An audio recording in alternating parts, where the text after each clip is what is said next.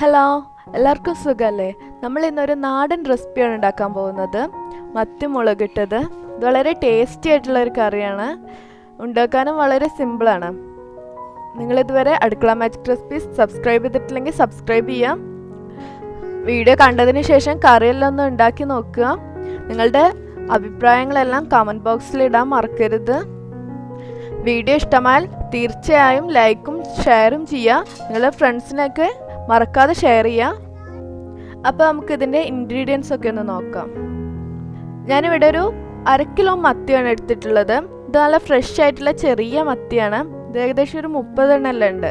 നിങ്ങൾ വലിയ മത്തിയാണ് എടുക്കുന്നതെങ്കിൽ ഇത്രത്തോളം എടുക്കരുത്. അപ്പോൾ അത് കറിക്ക് വല്ലാത്തൊരു മീനിൻ്റെ ചൊയ വന്നു പോകും. ഇനി ഇതിലേക്ക് 2 ടീസ്പൂൺ കടുക് കൂടെ വേണം. 5 ടീസ്പൂൺ മുളക് പൊടി. ഇത് അത്യാവശ്യം എരിവുള്ള ഒരു കറിയാണ്. നിങ്ങൾക്ക് ഇനി മുളക് പൊടി ഇത്രയും വേണ്ടെങ്കിൽ കുറച്ച് കുറക്കാം. 2 തണ്ട് കറിവേപ്പില. വലിയൊരു നാരങ്ങ വലിപ്പത്തിൽ പുളി എടുത്തിട്ടുണ്ട്. 2 തക്കാളി. ഒരു 1.5 ഇഞ്ച് നീളത്തിലുള്ള ഇഞ്ചി കൂടെ വേണം. 19 അല്ലി വെളുത്തുള്ളി. ഈ ഇഞ്ചിയും വെളുത്തുള്ളിയും നമ്മൾ ചതച്ചെടുക്കുന്നില്ല. 3 പച്ചമുളക്. നമ്മൾ അത്യാവശ്യം മുളക് പൊടി ഇടുന്നുണ്ട്. അപ്പോൾ 3 പച്ചമുളക് മതി. 1/2 ടീസ്പൂൺ ഉലുവ. 1.5 ടീസ്പൂൺ മഞ്ഞൾപ്പൊടി. ഇത്രയും മതി നമുക്ക്. ഇനി നമുക്ക് ഉണ്ടാക്കാൻ തുടങ്ങാം. ആദ്യം തന്നെ നമുക്ക് പുളി കുതിർത്തിയെടുക്കാം. അതിനൊരു പാത്രത്തിൽ പുളി എടുക്കാം. അതിലേക്ക് ഞാൻ ഒരു 1/2 കപ്പ് വെള്ളം ഒഴിക്കുന്നുണ്ട്. ബാക്കി വെള്ളം നമുക്ക് പുളി പിഴിയുമ്പോൾ ഒഴിച്ചാൽ മതി. നമുക്കിതങ്ങ് മാറ്റി വെക്കാം. ഇനി ഒരു ചട്ടി ചൂടാകുമ്പോൾ അതിലേക്ക് ഒരു 4 ടീസ്പൂൺ വെളിച്ചെണ്ണ ഒഴിച്ചു കൊടുക്കുന്നുണ്ട്. ഞാനിവിടെ മൺചട്ടിയാണ് എടുത്തിരിക്കുന്നത്. നമ്മൾ മുളകിട്ടതായാലും മറ്റെന്ത് കറി ഉണ്ടാക്കുകയാണെങ്കിലും എപ്പോഴും മൺചട്ടി തന്നെ ടേസ്റ്റും നല്ലതും ഒക്കെ. പക്ഷേ മുളകിട്ടതിന് പ്രത്യേകം മൺചട്ടിയിൽ തന്നെ നിങ്ങൾ ഉണ്ടാക്കാൻ ശ്രമിക്കുക. അതിലുണ്ടാക്കുന്ന കറിയുടെ ടേസ്റ്റ് വേറെ നമ്മൾ പാനിലൊന്നും ഉണ്ടാക്കിയാൽ കിട്ടില്ല. എണ്ണ നന്നായിട്ടൊന്ന് ചൂടാവട്ടെ.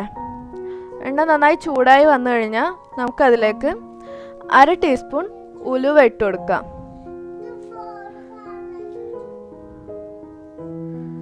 ഉലുവ പൊട്ടിക്കഴിഞ്ഞു കഴിഞ്ഞാൽ നമുക്കതിലേക്ക് 2 ടീസ്പൂൺ കടുക് കൂടെ ഇട്ട് കൊടുക്കാം. ഈ കറിയിൽ അത്യാവശ്യം കടുക് കൂടുതലുണ്ട്. പക്ഷേ മുളകിട്ടതിന് അതാണ് ടേസ്റ്റ്. കുറച്ച് കടുക് കൂടുതലിരിക്കുന്നത്. കടുകെല്ലാം ഒന്ന് നന്നായി പൊട്ടി വന്നു കഴിഞ്ഞാൽ നമുക്കിതിലേക്ക് കറിവേപ്പില ചേർത്ത് കൊടുക്കാം. ഞാൻ 1 തണ്ട് കറിവേപ്പിലയാണ് ഇപ്പോൾ ചേർത്ത് കൊടുക്കുന്നത്. ഇതിലേക്ക് പച്ചമുളക് നീളത്തിൽ മുറിച്ചിട്ട് ഇട്ട് കൊടുക്കുന്നുണ്ട്. ഇതിൽ അത്യാവശ്യം 3 പച്ചമുളക് ഇട്ടാൽ മതി. കാരണം നമ്മൾ മുളക് പൊടി കുറച്ച് കൂടുതൽ ഇടുന്നുണ്ട്. അതുകൊണ്ട് 3 പച്ചമുളക് പാകമായിരിക്കും.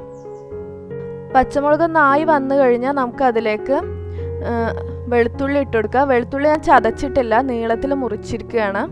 അതും ഇട്ട് കൊടുത്തിട്ട് ഒന്ന് ഇളക്കി കൊടുക്കുക. ഒരു 19 അല്ലി വെളുത്തുള്ളിയാണ് ഞാൻ ഇവിടെ എടുത്തിരിക്കുന്നത്.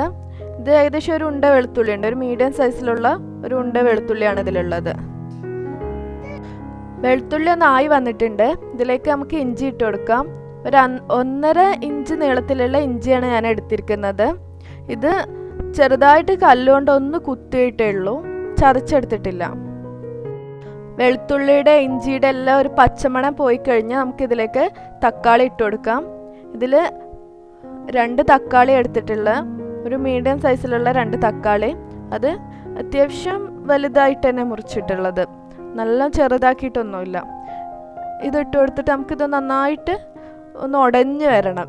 നല്ല പേസ്റ്റായിട്ട് ഉടഞ്ഞു വരുന്നത് വരെ നമുക്കിതൊന്ന് ഇളക്കി കൊടുക്കാം. ഈ വെളിച്ചെണ്ണയിൽ കിടന്നിട്ട് തന്നെ ഈ തക്കാളി നന്നായി ആയി വരും. അതുവരെ നമുക്കൊന്ന് വെയിറ്റ് ചെയ്യണം. ഇപ്പം തക്കാളി നല്ലൊരു പരുവത്തിലായി വന്നിട്ടുണ്ട്. നല്ല തിക്കായിട്ടുള്ള ഒരു ഗ്രേവി ആയിട്ട് വന്നിട്ടുണ്ട്. നമുക്കിപ്പോൾ തക്കാളിയെല്ലാം നന്നായി ഉടഞ്ഞു വന്നു, വെന്ത് വന്നിട്ടുണ്ട്. നമ്മളിതിലേക്ക് ഇതുവരെ ഉപ്പൊന്നും ഇട്ട് കൊടുത്തിട്ടില്ല. ഇനി നമുക്കിതിലേക്ക് ആവശ്യത്തിനുള്ള ഉപ്പ് ഇട്ട് കൊടുക്കാം. ഞാനിവിടെ കല്ലുപ്പാണ് എടുത്തിരിക്കുന്നത്. നിങ്ങൾ പൊടി ഉപ്പ് എടുത്താലും കുഴപ്പമൊന്നുമില്ല. ഇനി ഇതിലേക്ക് പുളി, നേരത്തെ നമ്മൾ കുതിർത്തി വെച്ച പുളി ഞാൻ നന്നായി പിഴിഞ്ഞെടുത്തിട്ടുണ്ട്. എന്നിട്ട് വീണ്ടും അതിൽ 1/2 കപ്പ് വെള്ളം കൂടി ചേർത്തിട്ട് വീണ്ടും നന്നായി പിഴിഞ്ഞെടുത്ത് മൊത്തം 1 കപ്പ് പുളിയുടെ വെള്ളം ഉണ്ട് ഇത്.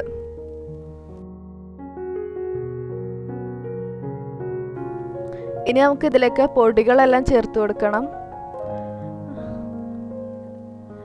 ആദ്യം തന്നെ ഇതിലേക്ക് മുളക് പൊടി ചേർത്ത് കൊടുക്കാം. ഞാനിവിടെ 5 ടീസ്പൂൺ മുളക് പൊടിയാണ് എടുത്തിരിക്കുന്നത്. അത്യാവശ്യം ഒരു എരിവുള്ള ഒരു കറിയാണ്. നിങ്ങൾക്കിനി അത്ര എരിവ് ഇഷ്ടമല്ല എന്നുണ്ടെങ്കിൽ കുറച്ച് മുളക് പൊടി കുറച്ചെടുത്തോളൂ. അതുപോലെ നിങ്ങളുടെ മുളക് പൊടിക്ക് നല്ല എരിവുണ്ടെങ്കിൽ അത്ര തന്നെ എടുക്കുകയും വേണ്ട. ഓരോരുത്തരുടെ അനുസരിച്ചിട്ട് മാറ്റം വരുത്താം. ഇനി ഇതിലേക്ക് മഞ്ഞൾപ്പൊടി ഇട്ട് കൊടുക്കാം. ഒരു 1.5 ടീസ്പൂൺ മഞ്ഞൾപ്പൊടിയാണ് ഇട്ടിരിക്കുന്നത്. ഇതെല്ലാം കൂടെ ഒന്ന് മിക്സ് ആവുന്നത് വരെ ഒന്ന് ഇളക്കി കൊടുക്കുക. നമുക്കിതൊന്ന് തിളച്ച് വരാൻ വേണ്ടിയിട്ട് നമുക്ക് വെയിറ്റ് ചെയ്യണം. ഇപ്പം തന്നെ അത്യാവശ്യം തിളച്ച് വരുന്നുണ്ട്. ഇനി നമുക്കിതൊക്കെ 1/2 കപ്പ് വെള്ളം കൂടെ ചേർത്ത് കൊടുക്കാം. ഇപ്പം ഈ കപ്പിൻ്റെ അളവൊന്നും ഇല്ലെങ്കിൽ ഒരു ഗ്ലാസ് എടുത്താലും മതി. നമുക്ക് അതിൽ അളന്നെടുത്താലും മതി, കുഴപ്പമൊന്നുമില്ല. ഇനി ഇത് നന്നായി ഒന്ന് ഇളക്കിയിട്ട് നമുക്ക് ഒന്ന് തിളപ്പിച്ചെടുക്കാം.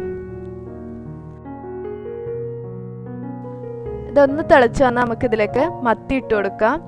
ഞാൻ പറഞ്ഞ ഇത് നല്ല ഫ്രഷ് ആയിട്ടുള്ള ചെറിയ മത്തിയാണ്. അതുകൊണ്ടാണ് ഞാനിത് 1/2 കിലോ എടുത്തിട്ടുള്ളത്. നമ്മളിത് വലിയ മത്തി എടുക്കുന്നതെന്നുണ്ടെങ്കിൽ ഇത്രത്തോളം എടുക്കേണ്ട ആവശ്യമില്ല. കറിക്ക് വല്ലാത്തൊരു മത്തിയുടെ ചൊയ വന്നു പോകും. അപ്പോൾ നിങ്ങളുടെ മീനിനനുസരിച്ചിട്ട് എടുക്കുക. ഒന്ന് തിളച്ചാൽ നമുക്കിതിലേക്ക് ഒരു തണ്ട് കറിവേപ്പില കൂടെ ഇട്ട് കൊടുക്കാം. ഈ മീൻ ഇട്ട് കഴിഞ്ഞാൽ നമ്മൾ അധികം അങ്ങ് ഇളക്കി എടുക്കാൻ പാടില്ല. അപ്പോൾ ഈ മീനെല്ലാം വല്ലാതെ ഉടഞ്ഞു പോവും. ചെറുതായിട്ടൊന്ന് അനക്കി കൊടുക്കാനോ അല്ലെങ്കിൽ വല്ല പേപ്പറോ ടവലോ വെച്ചിട്ട് ഒന്ന് ഇളക്കി എടുക്കാനേ പാടുള്ളൂ. വല്ലാണ്ട് സ്പൂൺ വെച്ചിട്ട് ഇളക്കി കഴിഞ്ഞാൽ മീനെല്ലാം ഉടഞ്ഞു പോവും. പിന്നെ വളരെ ചെറിയ മത്തി ആയതുകൊണ്ട് തന്നെ ഇത് അധികം വേവൊന്നുമില്ല. ഒന്ന് തിളച്ചപ്പോഴേക്കും തന്നെ പെട്ടെന്ന് വെന്ത് കിട്ടിയിട്ടുണ്ട്.